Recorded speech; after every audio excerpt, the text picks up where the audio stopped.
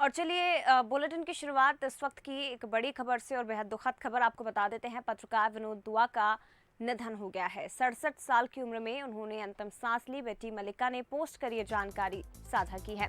तो लोधी शमशान घाट में उनका अंतिम संस्कार किया जाएगा। आपको बता दें काफी लंबे समय से बीमार चल रहे थे, जिनका निधन हो गया है। तो बेटी मलिका ने ये जानकारी पोस्ट की है। लोधी शमशान घाट पर उनका अंतिम संस्कार किया जाएगा। काफी लंबे समय से वे बीमार चल रहे थे। तो दिल्ली से खबर, पत्रकार विनोद दुआ का निधन हो गया है। पत्रकारिता जगत को बड़ी क्षति उनके जाने से हुई है और पत्रकारिता जगत के लिए एक बेहद दुखद खबर, उनका जाना। पत्रकार विनोद दुआ का निधन हो गया है। 67 साल की उम्र में उन्होंने अंतिम सांस ली। बताया जा रहा है काफी लंबे समय से बीमार चल रहे थे, लेकिन अंतिम सांस उन्होंने ली है और लोधी शमशान घाट पर उनका अंतिम संस्कार किया जाएगा। बेटी मलिका ने ये जानकारी पोस्ट करके दी है। तो पत्रकारिता जगत को उनका जाना एक बेहद अपूर्णीय क्षति, उनके जाने से तो एक बड़ा नाम पत्रकारिता जगत में विनोद दुआ का। कई बड़े संस्थानों के लिए वो काम कर चुके हैं और दुनिया जगत में उनकी एक अलग पहचान, पत्रकारिता में एक अलग छाप उन्होंने छोड़ी है। पत्रकार विनोद दुआ का निधन हो गया। तो इलेक्ट्रॉनिक मीडिया के क्षेत्र की अगर बात की जाए तो यहाँ पर उनका एक बड़ा नाम, और इलेक्ट्रॉनिक मीडिया की पहली पीढ़ी के सदस्य विनोद दुआ को माना जाता है।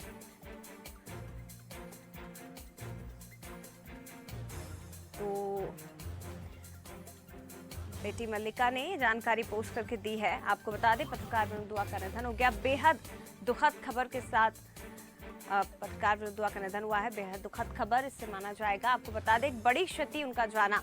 पत्रकारिता जगत में एक बड़ा नाम विनोद दुआ, और कई बड़े संस्थानों में वो काम कर चुके हैं। दूरदर्शन और एनडीटीवी में भी वो काम कर चुके हैं। पत्रकारिता जगत में लोहा मनवा चुके हैं।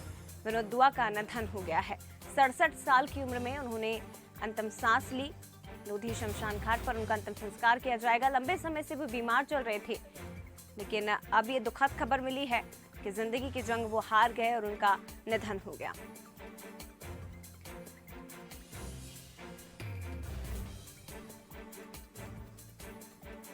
तो पत्रकारिता जगत और प्रिंट और इलेक्ट्रॉनिक मीडिया की अगर बात की जाए तो काफी दखल उनका रहा है। एक बड़ा नाम पत्रकारिता जगत का। दुनिया भर में अपनी पत्रकारिता के जरिए, अपनी कलम के जरिए उन्होंने खास पहचान बनाई, लेकिन उनका जाना एक बेहद अपूर्णीय क्षति। ज्यादा बातचीत हम करेंगे। हमारे साथ न्यूज हेड शरद द्विवेदी जी फोन लाइन पर जुड़ गए हैं। शरद जी, पत्रकार विनोद दुआ का निधन हो गया और बेहद दुखद खबर, क्योंकि उनका जाना पत्रकारिता जगत के लिए एक अपूर्णीय क्षति है। निश्चित तौर पर एक ऐसे पत्रकार जिनकी छवि, जिनका कृतित्व, जिनका व्यक्तित्व, जिनका काम, खासतौर से टेलीविजन मीडियम जब भारत में विश्व के साथ कदमताल करते हुए आगे बढ़ रहा था, तो उसमें विनोद दुआ और प्रणव मुखर्जी, जो अब एनडीटीवी के लंबे समय से करता धरता है, इनकी जो जुगलबंदी चुनाव में, जिसको आप और हम आज बहुत टेलीविजन चैनल का एक बहुत अनअवॉइडेबल हिस्सा मानते हैं, जिसमें इलेक्शंस के नतीजे आने के पहले राजनीतिक स्थितियों का जायजा लिया जाता है और चुनावी विश्लेषण करके आने वाले नतीजों की एक संभावित तस्वीर प्रस्तुत की जाती है। विनोद दुआ उसका एक बहुत अहम चेहरा थे और मुझे कहने में संकोच नहीं है कि हिंदुस्तान में वो पहला चेहरा थे टेलीविजन में, जिन्होंने ये बताया कि आखिर चुनाव के नतीजे आने के पहले राजनीतिक हालात, मसले, मुद्दे, जनता की भावना और चुनावी नतीजों का ऊंट किस करवट बैठेगा, इस पर उनकी जो सटीक टिप्पणी होती थी। जी जया। बिल्कुल शरद जी, बने रहिएगा हमारे साथ। राजेश बादल जी भी वरिष्ठ पत्रकार हमारे साथ फोन लाइन पर जुड़ गए हैं।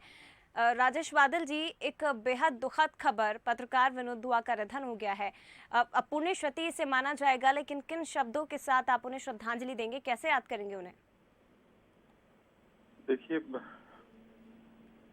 विनोद जी का जाना भारत की टेलीविजन पत्रकारिता के लिए तो एक ऐसी क्षति है, जब देश उनकी तरफ बहुत भरोसे से देख रहा था, क्योंकि वो लोकतांत्रिक और संवैधानिक मूल्यों के लिए संघर्ष कर रहे थे।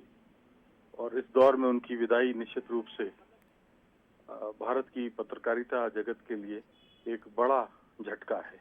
जी। मेरा उनके साथ 1988 में रिश्ता बना था और 88 से लेके अब तक लगातार हम लोग उनके संपर्क में थे। कई बार उनके जीवन में झंझावात आए, कई ऐसे अवसर आए जब उनको चुनौतियों का सामना करना पड़ा, लेकिन वो अपने मूल्यों और सिद्धांतों के आगे झुके नहीं, ना ही उन्होंने कोई समझौता किया। मैं आपको बताऊं कि आज तो टेलीविजन चैनल्स के बारे पर कहा जाता है, अक्सर पक्षपात की बात कही जाती है जी। लेकिन एक दौर ऐसा भी था जब राजीव गांधी प्रधानमंत्री थे और दूरदर्शन शुरुआत हुई थी, तो दूरदर्शन सरकारी था। उनका एक शो आता था जनवाणी। जी। जनवाणी में वो हर हफ्ते एक मंत्री का इंटरव्यू करते थे या किसी शख्सियत का इंटरव्यू करते थे। तो अशोक गहलोत केंद्रीय मंत्रिमंडल में नए मंत्री बने थे और उन्होंने अशोक गहलोत विनोद जी के शो में आए थे और उन्होंने विनोद जी के शो में जब इंटरव्यू में बहुत सारे सवालों का उत्तर वो दे नहीं पाए, कमजोर साबित हुए और एक तरह से उस शो में के जरिए बड़ी बदनामी हुई। वो सिविल एविएशन मिनिस्टर थे उस वक्त अशोक गहलोत। तो बहुत सारे कांग्रेस के लोग राजीव गांधी के पास गए कि हमारा दूरदर्शन है, हमारी सरकार है और हमारा ही माध्यम है और एक टेलीविजन पत्रकार इस तरह से हमको ही एक्सपोज कर रहा है।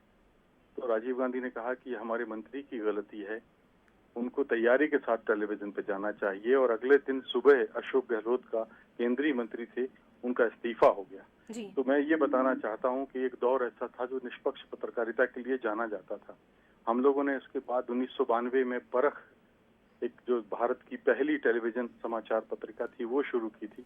मैं भी परख के पहले एपिसोड से और आखिरी एपिसोड तक उसमें साथ में था और मुझे ये कहने में कोई हिचक नहीं है कि विनोद दुआ जी के साथ रहते हुए उन रिपोर्ट्स में हमने केंद्र सरकार को और राज्य सरकारों को मुश्किल में डालने वाली अनेक खबरें की, रिपोर्ट की, लेकिन दूरदर्शन ने कभी उनको सेंसर नहीं किया, कभी उन्हें रोका नहीं और ये उनका एक बहुत बड़ा पहलू था कि वो समझौता नहीं करते थे।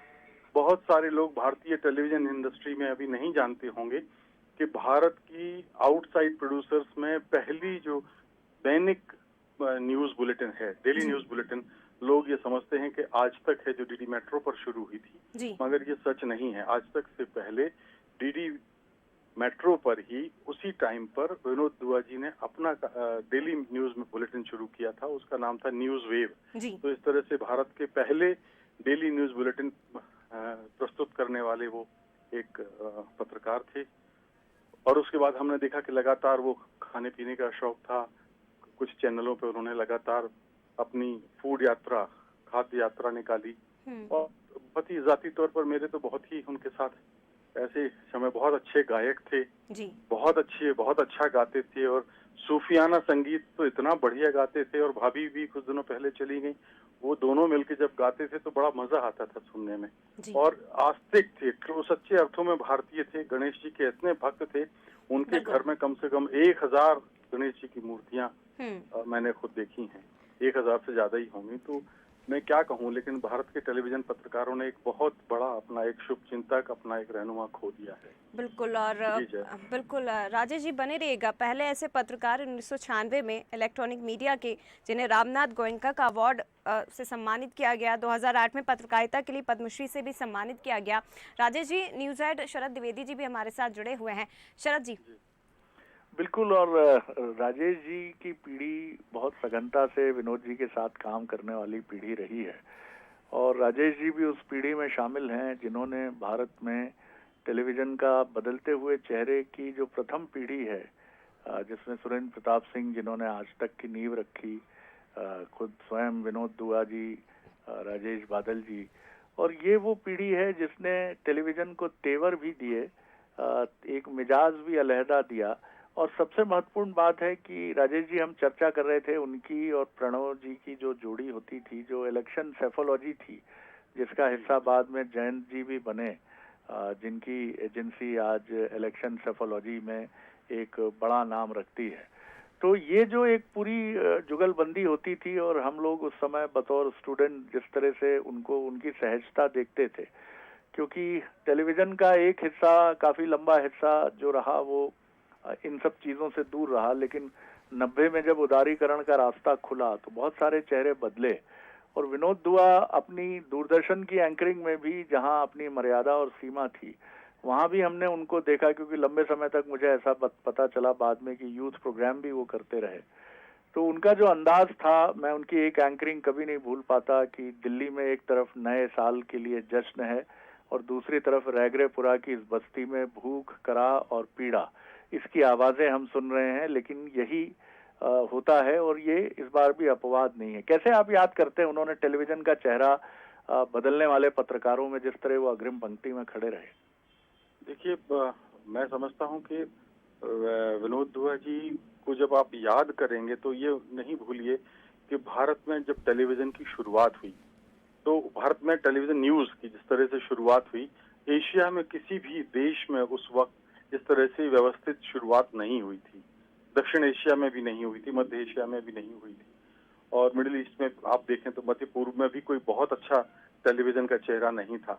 ऐसे में निष्पक्षता के साथ उस दौर में 2-2 दिन, जब उस समय चूंकि ईवीएम नहीं आई थी, मत पेटियों पर मतगणना होती थी, और मतगणना जब होती थी तो वो मतगणना 3 दिन तक चलती थी, लोकसभा के जो होते थे।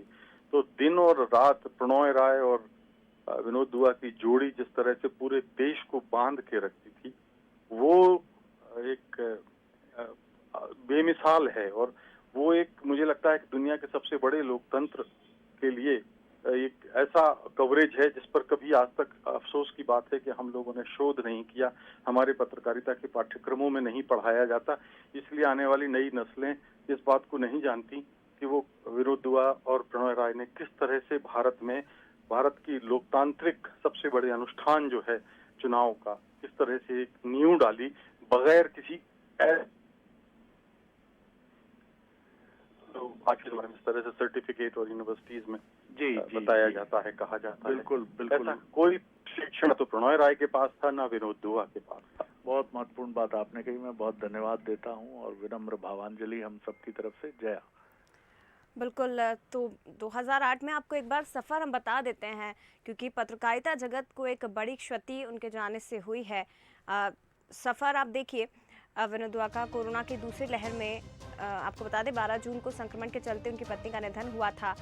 नई दिल्ली में जन्मे पत्रकार विनोद दुआ पद्मश्री से वो सम्मानित किए जा चुके थे। इसके साथ ही 1996 में इलेक्ट्रॉनिक मीडिया के पहले पत्रकार बने, और इस दौरान उन्हें इलेक्ट्रॉनिक मीडिया के पहले पत्रकार जिन्हें रामनाथ गोयनका अवार्ड से सम्मानित किया गया। दूरदर्शन और निजी चैनल में काम कर चुके हैं वो, और एनडीटीवी के खास कार्यक्रम जायका इंडिया का चेहरा थे। कई बड़े संस्थानों में उन्होंने काम किया। तो पत्रकार विनोद दुआ का निधन हो गया है। ये दुखद खबर पत्रकारिता जगत के लिए, और एक ऐसा चेहरा जिनकी पूर्ति शायद कोई शख्स नहीं कर सकता, एक पुण्य क्षति इसे माना जाएगा।